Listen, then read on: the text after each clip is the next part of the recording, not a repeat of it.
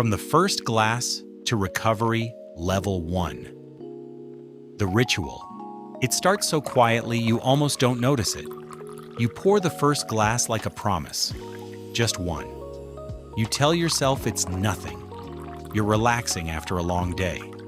The glass feels warm in your hand. And a few minutes later, the warmth moves down your throat. Then something changes. The room loosens. The edges blur. You laugh a little easier. You forget a little faster. For one night, you become the person who can finally put the weight of the world down. It feels harmless. It feels earned. And that's what makes it dangerous. It becomes a ritual, a reward, your little secret. You convince yourself you're still in control. You schedule relief like an appointment. Weekend, dinner, celebration. You learn the math of comfort. One drink becomes two. Two becomes a habit. And eventually, you memorize the route to the bottle because it's quieter there. No one asks the hard questions.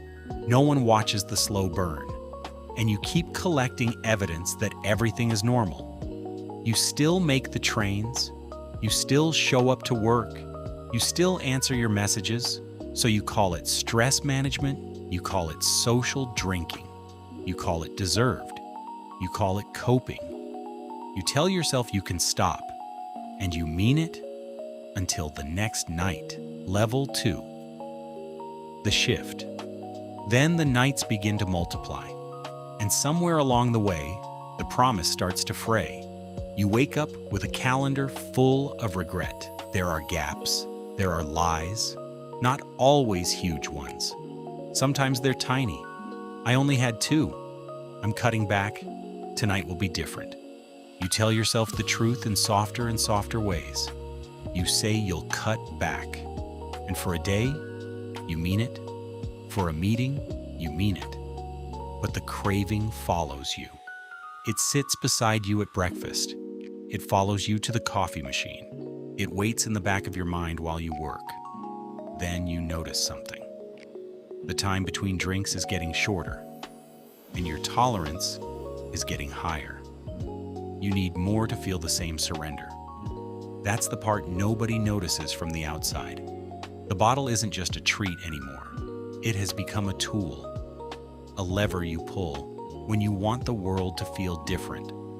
So you start making room for it. You maneuver conversations. You create small exits. You hide empty bottles in places you hope nobody will look. And somehow your morning mouth tastes like failure. You apologize to yourself in the shower. Then you make another promise. You invent rules. Only on weekends. Never before dinner, only 1 bottle. And then midnight comes. The rules disappear. You bargain with your future.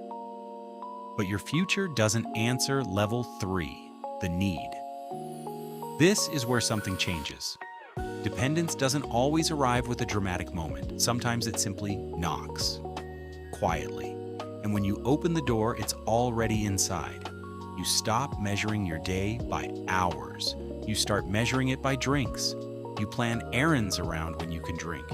You plan mornings around how bad you feel without it. You call in sick and tell yourself it's a mental health day. Then raise a glass to the excuse. But here's the frightening part. Your choices begin getting smaller. Friends notice the change. They ask if you're okay. You smile. You say you're fine. But your body knows something your words don't. Your hands tremble when there's no alcohol. You wake inside a fog and reach for the thing that you believe will pull you through it. You promise yourself you'll stop in the morning, but morning becomes a distant shore. You never quite reach it. Your body has recalibrated around the alcohol. And now the bottle isn't simply something you want. It feels like something you need. Shame begins to bloom. And shame has a strange partner. Rationalization. They have long conversations in your head. You become incredibly good at explaining things away. You become private about private pain. You study the anatomy of your craving because somehow it fits too comfortably. It sits on your chest like someone waiting to be paid, and you know exactly what they're waiting for. Level 4. The cost. Eventually, consequences stop whispering. They start speaking in bold. Your relationships begin collecting cracks. Simple questions become landmines. You snap, you withdraw, then you apologize, and apologize again. Trust becomes thin, like old glass. Work becomes an elaborate performance of concealment. You call in sick more often, you show up late, sometimes unsteady. Your boss looks at you with the sympathy of someone watching a good thing slowly come apart. Then there's the money. It leaks quietly. Drinks, late fees, missed payments. Money that was supposed to go somewhere else suddenly has somewhere new to go. And your health starts sending warnings too. Small ones at first, insistent ones later. You ignore them. You joke about them. You convince yourself you're the only person capable of holding everything together, but pieces keep falling. Your sleep becomes brittle. Your memory starts misplacing pieces of your life. You wake up to texts you don't remember sending. You read messages that feel less like conversations and more like evidence. And eventually, even the mirror becomes difficult because you already know what you're going to see. Not the person you wanted to become, the person you've been becoming. Level 5, the collapse. And then comes the moment people imagine when they hear the words, rock bottom. But here's the thing, rock bottom isn't always dramatic. Sometimes it is incredibly quiet. You miss an important meeting, you hurt someone you love. You wake up on the floor and have no idea how you got there. Nothing explodes. There's no movie soundtrack, just silence and the evidence. You start counting the losses, the broken promises, the missed opportunities, the small humiliations nobody else knows about. And eventually, you trace the entire map backward. You follow every bad night, every excuse, every promise, all the way back to the first glass. Then you stand under fluorescent lights staring at yourself and finally ask the questions you've been avoiding. Do I want this life? Is this really who I want to become? And when you can no longer argue with the evidence, denial suddenly looks very small. Your options feel thin, almost non-existent. But then something happens. A moment, a hinge. You realize there are only 2 directions left. You can keep building the same house around the same cracked foundation, or you can tear it down and build again. The choice feels impossible. It feels like surrender, but it isn't. It is the first honest thing you've done in a very long time. Level 6, the reach. So you reach for help, and asking is terrifying. You imagine judgment. You imagine failure. You imagine people looking at you differently. You imagine all of it. And somehow, you ask anyway, you make the call. You sit in a room that smells like coffee and second chances. And for the first time, you say out loud the words you've been whispering in the dark. Then, something unexpected happens. Someone else says them too. You realize your secret isn't as unique as you thought. The shame gets a little quieter when it isn't yours alone. You begin learning structure, small routines, new rituals, ways to get through a night without reaching for a bottle. You replace the glass with a meeting. You replace the nightcap with a breath. You build new ways to deal with feelings you used to numb. But recovery isn't clean.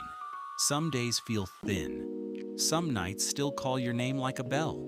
You falter. You get back up. And if relapse happens, it doesn't have to become a verdict. It can become information, a warning, a signal that something needs attention. You start learning the vocabulary of your own emotions. You meet shame with curiosity instead of punishment, and slowly, you practice forgiveness, not as an excuse, as a skill. Like an instrument, you have to learn how to play. Level 7, reconstruction. Eventually, you understand something important. Recovery isn't a finish line. It's a reconstruction project. You take a sledgehammer to old habits, then you start rebuilding in fragile places. You learn to sleep without the fog. You rebuild trust by becoming reliably present. You show up when you said you would, you call when you promised, you apologize, and then you stay changed. Slowly, relationships begin to knit themselves back together, and something else begins happening. You start returning to yourself, first in pieces, then in moments, then eventually as a whole. Temptation doesn't necessarily disappear. It becomes part of the landscape, but you learn the routes around it. You discover new pleasures, simple ones. A sunrise you actually remember, a conversation without distance, a meal you can recall the next morning, a night that doesn't need to be erased, and eventually, you tell your story to someone who needs to hear it. You don't romanticize the suffering. You honor the survival.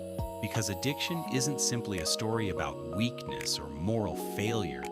It's a condition, a reaction, a problem that deserves treatment, courage, and care. So you remain vigilant. You celebrate the days. You mark the milestones, not as trophies, as evidence.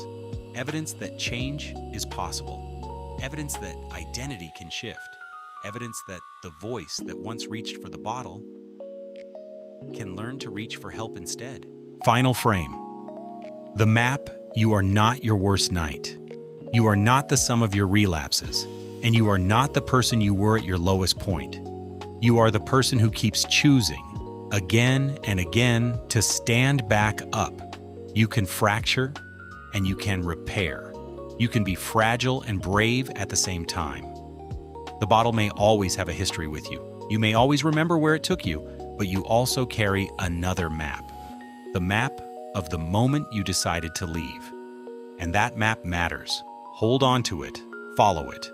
One honest decision at a time. One sober morning. One clear conversation. One difficult night. One step forward. Then another.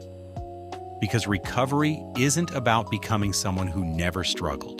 It's about becoming someone who no longer lets the struggle decide where the story ends. One sober step at a time.